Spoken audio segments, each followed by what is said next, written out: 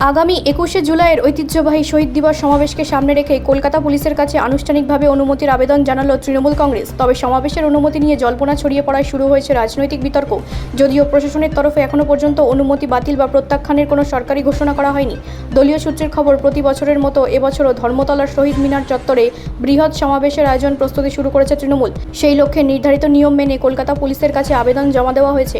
সভাস্থল, নিরাপত্তা, যান চলাচল এবং জনসমাগম সংক্রান্ত সমস্ত বিষয় উল্লেখ করে প্রয়োজনীয় নথি জমা দেওয়া হয়েছে বলে জানা গিয়েছে। তৃণমূলের দাবি, শহীদ দিবস তাদের অন্যতম গুরুত্বপূর্ণ রাজনৈতিক কর্মসূচি, ফলে অনুমতি নিয়ে বিভ্রান্তি ছড়ানোর চেষ্টা করা হচ্ছে। দলের পক্ষ থেকে জানানো হয়েছে, প্রশাসনের সঙ্গে নিয়মিত যোগাযোগ রাখা হচ্ছে এবং আইন মেনেই সমস্ত আয়োজন সম্পন্ন হবে। অন্যদিকে বিরোধী রাজনৈতিক দলগুলি বিষয়টি নিয়ে কটাক্ষ করেছে। তাদের দাবি, প্রশাসনিক অনুমতি নিয়ে অযথা রাজনৈতিক প্রচার চালানো হচ্ছে। একই সঙ্গে তারা প্রশ্ন তুলেছে, রাজনৈতিক কর্মসূচির ক্ষেত্রে সব দলের জন্য সমান প্রশাসনিক নীতি অনুসরণ করা হচ্ছে কিনা। প্রশাসনিক সূত্রের বক্তব্য, বড় জনসমাবেশের ক্ষেত্রে নিরাপত্তা, যান নিয়ন্ত্রণ, জরুরি পরিষেবা এবং জনস্বার্থের বিষয়গুলি খতিয়ে দেখেই সিদ্ধান্ত নেওয়া হয়। আবেদনপত্র পর্যালোচনার পর সংশ্লিষ্ট বিধি অনুযায়ী অনুমতি দেওয়া হবে।